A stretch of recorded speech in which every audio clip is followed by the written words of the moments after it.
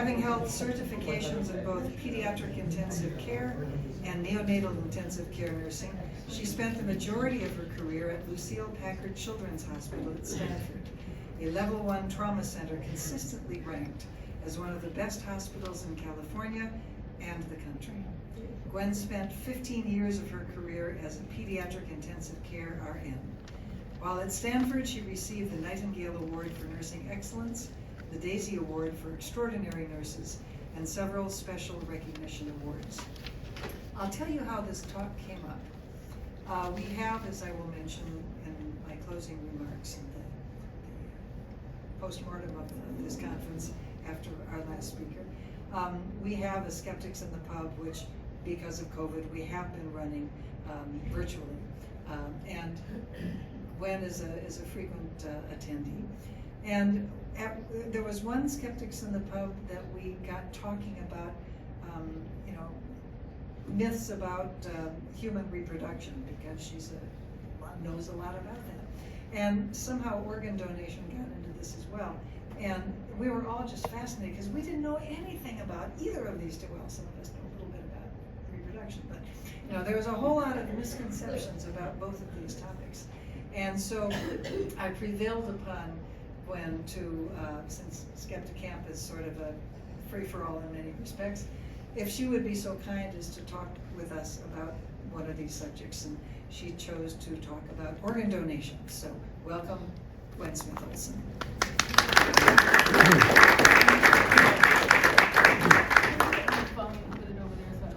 That's my phone. Yeah, just put it on that desk, on that chair, whether it's against. Hello, can you hear me? Yes. Okay. So what I'm talking about, most people talk about the donors. The donees. I am talking about the donor, where the organs are coming from. Okay, which I call the true 1%ers. Like I said, she said I'm a retired nurse, is in my specialties were pediatric intensive care, blah, blah, blah. Anyway, I am not speaking for Stanford, I speak for myself. Any errors in this talk are my own, has nothing to do with Stanford.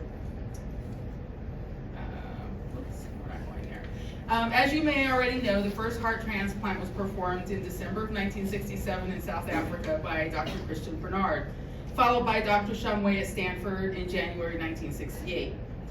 Interesting point, Dr. Bernard did not have the consent of the donor or her family to donate the organ.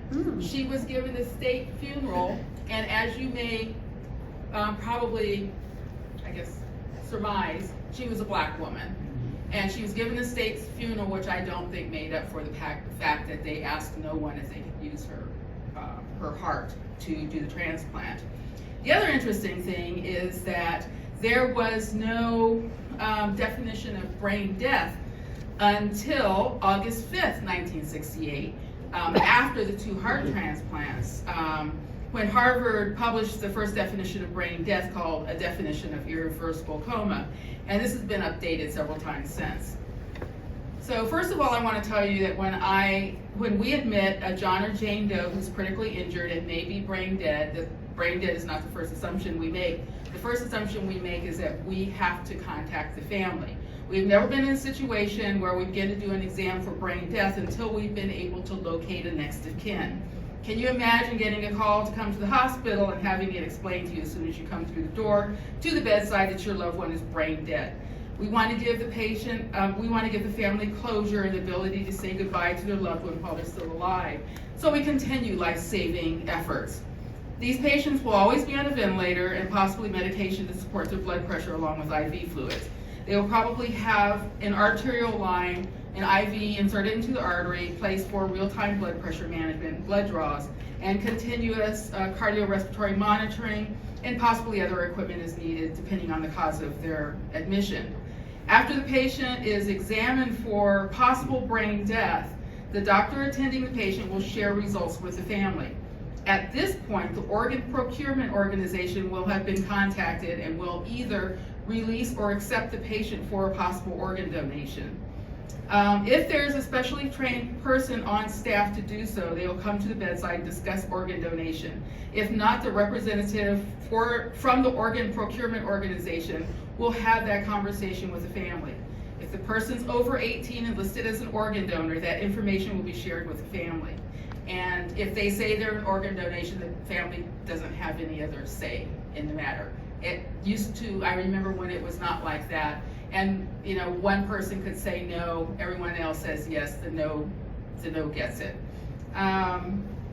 If the person is not listed as an organ donor, permission will be sought from the next of kin. And we have a listing of what is counted as the next of kin. Of course, first it's the parents, or if they're married, it's the spouse, and if they're not married, you know, children, it goes through brothers. But anyway, we have a specific order. Yes? I read recently an account about how death is more plastic than has been thought in the past, and the speed of this decision making is disturbing. I'll be getting to that. Okay. Does it matter if you have it under license? Yes, that counts. If the person is under 18, it will be the decision of the parents. In my experience, the parents are usually already discussing organ donation even before their child is declared brain dead, when it becomes obvious that recovery is unlikely. In 1998, which is not that long ago, the Center for Medicare and Medicaid Services, which is called CMS, required hospitals to refer all deaths and approaching deaths to the local organ procurement organization. In this area, it is Donor Network West, based in San Ramon, who will accept or release the patient from consideration. Before that time, the doctors would make the decision whether or not they wanted to contact. And they changed the law because hospitals receive so much of their funding from Medicare, Medicaid, and Medicaid that they can't afford not to. You know, they have to do what they say. So they're able to get more possible organ donors.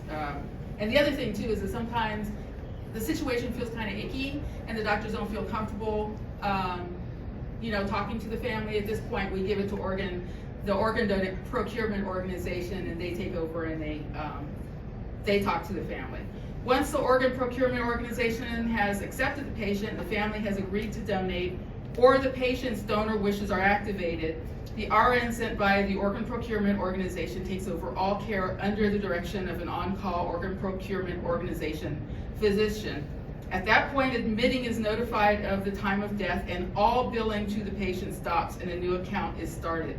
Sometimes errors are made, and that doesn't happen. It is not, the family should not have any billing after the person is declared brain dead and has been taken over by the organ procurement organization. They do make, of course, funeral, they have to make the funeral arrangements and you know, things after the organs have been donated. After the organs have been donated, but the billing as far as the care is concerned goes to the organ procurement organization. The organ procurement agency will review the chart, take down the blood type, weight, height, zip code of the hospital to put into the UNOS, which is the United Network of Organ Sharing computer system, to identify suitable candidates. And labs are drawn to assess the function of the organs, and the patient is checked for blood-borne diseases such as hepatitis and HIV, etc. Lost my train of thought. Oh, so sometimes not all of the organs are going to be suitable for a transplant. You know, if you have like a blunt chest injury, maybe the heart and the lungs won't be suitable, but they can still use the kidneys and the liver. So, after the recipients are identified using the Organ Procurement Transplant Network protocol and the hospital has accepted the organ, the recipients are notified and a surgery time is set up for the donor. Each hospital receiving an organ will send their surgeon to recover their allotted organ, and all surgeons must be present for the operation to proceed. So you can have as many as 8 different surgeons there to procure their organ. Each surgeon will have another chance to assess the organ prior to removal. If the surgeon either decides to pass on the organ for some reason, either the next hospital will be notified or the organ will not be transplanted. The donor is never taken back to the room. That's just too traumatizing to the family. Oh, yeah. Once the organ is brought to the recipient's hospital, the surgeon doing the transplant will again assess the organ before beginning the surgery on the planned recipient. At that point, they're almost always transplanted, but on rare occasions, it will be rejected and the recipient returned to their hospital bed to await another organ. I've seen that happen once. They never open the recipient until they've looked at that organ that's come from the other hospital. We always encourage the family to remain with their loved one until the time of surgery. And for children, I would put the parent in the bed with their child to hold and sleep with, because that would be their last chance to hold their living child. We create memory boxes for dying or dead patients using handprints, and often the parents will help us take these prints. We cut a lock of hair from an unobtrusive area of the head, and when the patient goes to the OR, the family is encouraged to walk alongside the bed. My hospital does a hero walk, asking all available RNs and other staff to line the hallways along the way to the OR to honor the patient who will give another chance of life for so many others. Okay, now get to the slides. I'm gonna have to skip a lot of slides because this started out to be, a longer talk.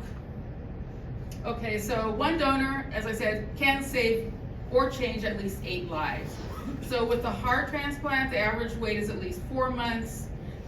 Kidneys, we never give 2 kidneys to one person, it's always 1 kidney, so you've got 2 people there.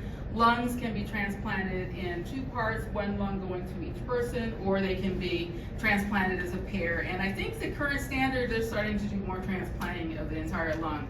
Liver can be split into 2, and we used to split it into 3 sometimes, but I think they have better results with 2. And the tip is uniquely suited for children, and it almost always goes to a child, and both parts of the liver grows back into a full liver, fully functioning. The intestines, usually these are people with short gut syndrome, and they're supported with IV called TPN prior to transplant. And the pancreas, or just the islet cells, as a cure for diabetes. So there are 56 organ procurement organizations in the United States, and they're split into 11 regions. We are Region 5, and that is California, Nevada, Arizona, New Mexico, and Utah. California's organ procurement organizations, there are the 4 listed, and the one for the Bay Area is Donor Network West, and that's the one I've always worked with. So all transplant hospitals are designated by the Procurement and Transplant Network. The hospitals have to apply and show that they are capable of doing these transplants. The organ procurement agencies or organizations, they will retrieve organs from all the hospitals in the state, but they only send them to designated hospitals, and your hospital has to be certified for that particular organ before you can transplant, and they will send you an organ. There are 20 hospitals in California, and they range from what I call the superstar centers, such as Cedars-Sinai Medical Center, which not only transplants any organ that can be transplanted, but they're also a leader in vascular VCA. VCAs are face transplants, hand transplants, etc. Next in line, and we'll have to talk about that. Next in line is Stanford LPCH, which are also leaders in organ transplantation, and also does some VCA transplants. Some other hospitals specialize in a single transplant, such as kidney or heart, or City of Hope just does pancreatic islet cells. Most hospitals fall somewhere in the middle. How long has a transplanted organ lasted? A heart averages about 12 years, longest lasting is 41 years, and that person's still alive. Kidneys, the average is 15, longest lasting is 57. My neighbor's has lasted 20-something years. Liver, 75% alive after 5 years, and several have been over 40 years, and the longest lasting is 62 years. Wow. Lung transplant, average is 5 years, longest lasting 32 years. Intestine, 50% are alive after 5 years, longest lasting is 22 years. Lung, intestine, and heart, the major problems with that is they kind of go into a chronic rejection, and you're working with a chronic rejection, after that. And, sometimes, you can go and be in chronic rejection for 22 years and still be okay. Average wait time. Average wait time for a heart is 4 months. We can support them with a ventricular assist device as a bridge to transplant. Kidney, about dialysis, average wait time can be 5 years. Children are always at the top of the list until they're 18 because of their unique problems. They do not grow without a kidney. What was his name? Gary Coleman was, yeah. That's what happens if you put in 2 kids when you don't have a kidney transplant. And they also don't eat very well. So they can be supported by various forms of dialysis as a bridge to transplant. And kidneys also often the parents will provide the first kidney. Liver transplant average wait is 30 days to 5 years depending on the region. Steve Jobs cheated the system by signing up in all the regions, and he ended up getting a transplant in Tennessee where the wait is the shortest because you have to have an in-person examination, and he was able to travel to all these places to be examined. He also gave the hospital that transplanted him something like $40 million or something like Wow. that. So yeah, he cheated the system. Who are you talking about? Steve Jobs. Oh, okay. Yeah. You're shocked, right? Anyway, lung average wait is 4 months, and oxygen is the only treatment for, to support. So deceased donor numbers. In 1988, it was the first year that there was a new computer system that were recording the donors nationwide by the Organ Procurement Transplant Network. There were 4,080 donors. By 2024, there were almost 17,000 donors. The number of donors between 1988 and 2024 totaled almost 300,000 donors. By 2015, there had been 500,000 transplants performed using deceased donors in the United States. And we're talking about each donor providing up to 8, organs, okay? By 2022, we surpassed 1 million transplants since 1954. Before we had adequate immunosuppressives, we were using steroids and, another one begins with an A. I have it on my thing, but I can't remember right offhand. It didn't work that well, and usually we used related people, or we used siblings as an organ transplant, and it worked not as well as we can do now. While over 90% of the U.S. population agree with transplantation, less than 50% are registered organ donors. I'm a registered organ donor. Okay, fewer than 1% of reported deaths meet the very specific criteria necessary to donate their organs. Skin tissue, etc., may still be donated. So disqualifications, this is not necessarily complete. Catastrophic brain injury, incompatible to survival, but does not meet the criteria of brain death. And I have run into this quite a few times in my career where the injury is not survivable, but there is still some brain stem activity, and we cannot transplant that person. That person has to be removed. And for family members, especially parents of small children, they think, well, we can just donate, my child's organs. That's another devastating blow because they're thinking my child can live on, and then we have to tell them we can't use your child because they have a persistent brain stem activity that is just not going to go away. Cancer diagnosis, of course. Death caused by active infection, usually like sepsis. Death caused by organ failure. Usually if you have death caused by organ failure of another organ, it's compromised most of the other organs. Injury leading to death causing the organ damage, such as a multi-vehicle accident where you have like a serious chest contusion along with the brain damage. We're not going to be able to use a lot of those organs.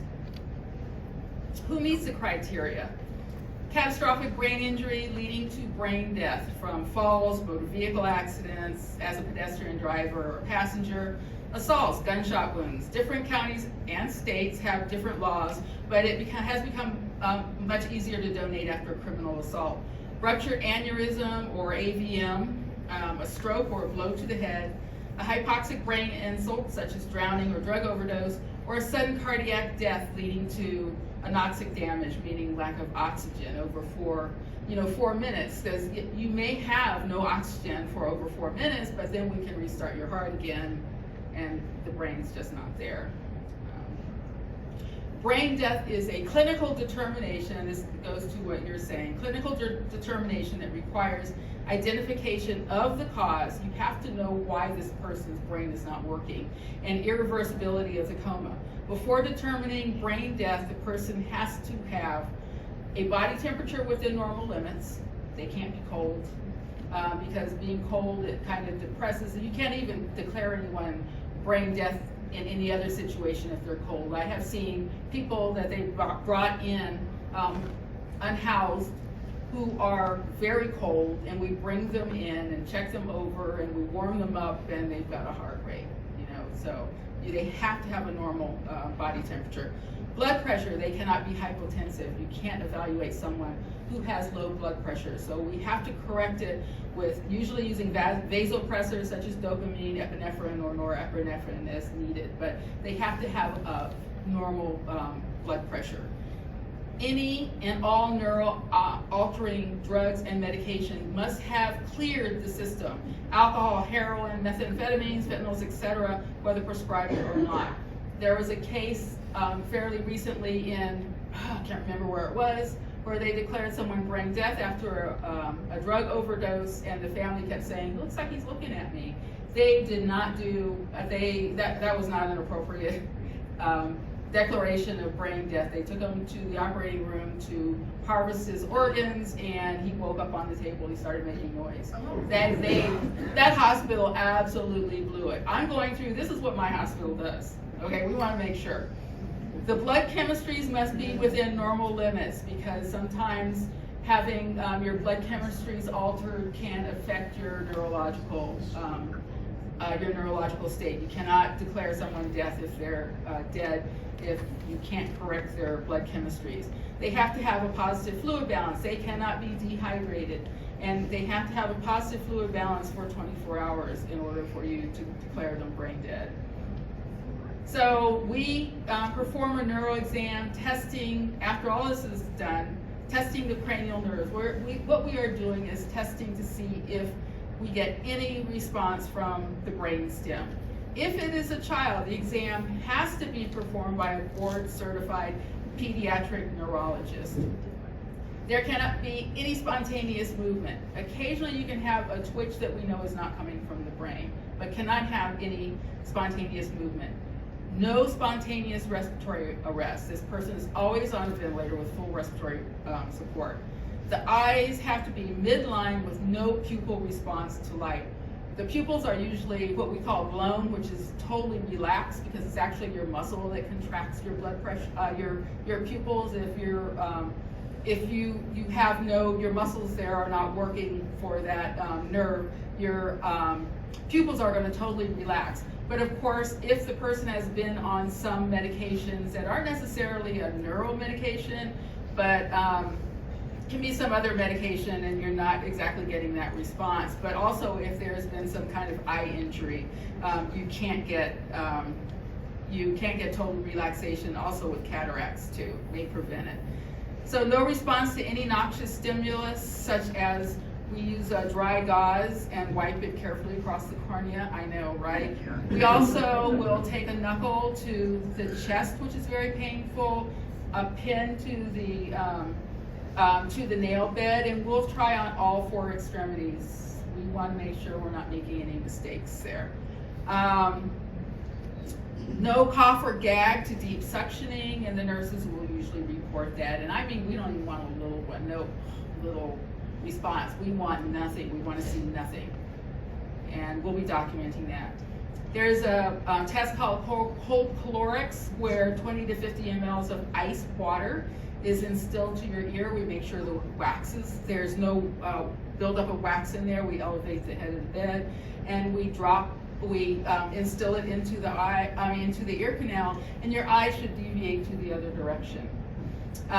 We check for, and if it does not deviate, that cranial nerve is not working. We check for doll's eye response to rapid head movement. What we'll do is move the head like this, and for you and I, when that happens, you typically move your eyes, try to keep your eyes midline. With it, what we're looking for them to do is the eyes not move at all as you're moving their head rapidly. After the first exam, The patient should have continuous observation for another 6 hours for an adult and for a longer interval for younger children. My hospital also did 2 EEGs lasting at least 30 minutes that must not show any brain activity. And those EEGs were separated by at least 24 hours.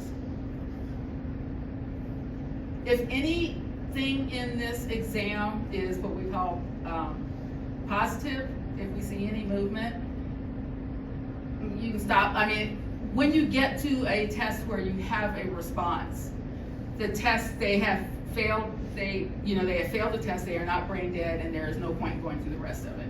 So you just stop. Oftentimes when you think that maybe, it is a progressive going towards death, you'll wait like another 24 hours and you'll do another test to see what's going on. Let me see. So after you have been tested and you have not responded to any of these tests, what they do is apnea testing. So like I said, you have to have a normal temperature, you have to have a normal fluid balance, your blood gas has to be within normal limits, your oxygenation has to be greater than 100. What we do is we turn the ventilator up to 100% for at least 10 minutes, and then we draw a blood gas using that arterial line to make sure that your blood gas is like the PO2, the partial pressure of oxygen in your blood is greater than 100. And we also want to make sure that the carbon dioxide level is around 40, and normal for that is like 35 to 40. So a lot of times we'll drive the oxygen up to PO2 up to 200, So then at my hospital, I read where some hospitals, they sit up there and they take the oxygen tubing and take them off the ventilator and take the oxygen tubing and put it through the endotracheal tube to the carina, where the lung splits into two, and then turn it up, to probably 10 to 15 liters per minute, and then observe from that. My hospital, doing children, what we would do is keep them on the ventilator and turn the rate to 0 and have what we call CPAP, which is continuous positive pressure, and it helps to keep the lungs open. Helps to keep the lungs open. So what you do is you wait, and we are doing continuous observation of this person, and we do it for 8 to 10 minutes, and we observe for any cardiovascular instability. Test is stopped if they drop their blood pressure, if they have significant desaturations, or there's any cardiac arrhythmias, and at that point an ABG is drawn, arterial blood gas is drawn. If during the test any respiratory effort is observed, the test is negative, we put them back on the ventilator. We don't keep going for, if they take a breath at minute 2, we don't go to minute 8, 10. You turn the rate back on. They are obviously not brain death, and there's pointless in continuing that. We'll also, at that point, whether they pass or fail, we'll be drawing a blood gas to see if, because we might want to make some changes on the ventilator if they are not brain dead. So if after 8 to 10 minutes, there's no observed respiratory effort, and they have been cardiovascularly stable during that time, we draw another ABG and look to see if the CO2 level, carbon dioxide level, is 20 over the baseline of the first one. If it is 20 or more above the baseline, the test is positive for brain death. So the doctor certifying the brain death, or even death, must be the doctor, and it must be a licensed physician. The first year doctors are at the hospital, they are not licensed. Must be a licensed. Your battery will please charge. Must be a licensed physician attending the patient, and at my hospital, also Low battery. Okay. board certified pediatric neurologist, and must not be involved in the donation process. The licensed physician can declare cardiopulmonary death, for instance, after a code blue by listening for a cessation of a heartbeat and respiratory effort for 1 minute, and evidence of lack of circulation, checking the central perfusion. But brain death must be clearly documented in the medical record, all the tests and everything that we did and all the results of everything you did. So when you're recovering the organs, how long can the organs survive after recovery? The heart can only survive 46 hours, will often travel by chartered plane. That is always the first organ that is removed when they are doing, when the donor goes to the OR. Lungs can travel 4 to 6, well, not travel. Okay, the heart and lungs can't travel 4 to 6 hours. Hour 4, we want it in the patient. Same thing with the lungs. Will also travel by chartered plane. And this is pretty much the order, almost the order that it will be removed from the body. Pancreas, 12 to 18 hours. It is a little less finicky. Liver, 8 to 12 hours. Intestines, 8 to 16 hours. Kidney, 24 to 36 hours before you have to transplant it into someone. It's a pretty hardy organ. So there's a type of transplant called a VCA, vascular composite allograft. When you hear about face, hand, uterus, etc., these are called VCAs because they involve transplantation of multiple structures, including muscles, nerves, skin, bone, connective tissue. Federal regulations regarding the VCA transplants became effective in 2014. VCA donations require a separate and specific authorization separate from the standard donor release. Authorization for VCA is never assumed as part of registration for organ, tissue, and eye donation. VCA authorization must be specifically stated by an individual on his or her donor registration or by the legal next of kin if authorizing the donation at the time of death. Okay, so, and the other thing too is that, you know, if they're doing a hand or a face donation, they want to match the coloration of the skin, they want to look at the same weight and whatever. And I never thought about that until I looked it up. I'm like, that makes perfect sense. Okay. And you probably, you know, if it's a face transplant, you're not going to be able to do an open casket funeral. It's going to get altered. So anyway, the sources I use for this is the Organ Procurement Transplantation Network, United Network for Organ Sharing, Midlife Transplant Organization, the JAMA, Discussion of Brain Death and Health Resources and Service Administration, and Donor Network West, as well as my own experiences as an LPCH RN. So we understand that death is plastic, and when we do a death determination, we do an exhaustive amount of testing to give the person a chance to have any kind of response to what we're doing. And if at any point there is any response, the testing is stopped. Yeah, go ahead.